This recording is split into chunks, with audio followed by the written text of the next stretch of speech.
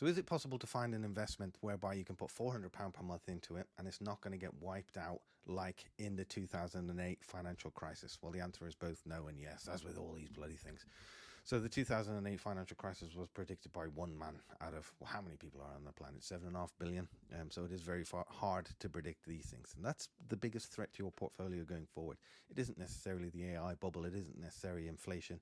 It's those events that no one can predict. No one predicts COVID. No one predicted 2008 financial crisis. All of these sort of things that are completely out of our control and we don't know they're going to happen. We don't know it, but how can we predict it? Now, with investing, the price of admission is that volatility, unfortunately. Now, the one thing I want to pick up on here is a word that you've put here, wiped out. Okay, so that insinuates that anyone that invested in 2008 would have ended up with nothing, and that's not necessarily the case. So if you had invested in 2008, you would have seen a pretty bloody big drop in your investment portfolio. I think it was about 40% last time I checked. However, 5 years later, it's reached new all-time highs. So as long as you stayed in the market and kept going, you won't have wiped out at all. You'd have started going back into the gains. And since then, 5 years after the 2008 crash crisis, the markets have absolutely flown and you would have seen ridiculous growth.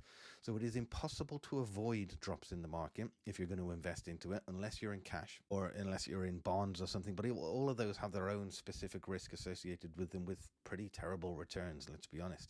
So you can't avoid it. But if you do it for long enough, you'll ride those waves out one way or another.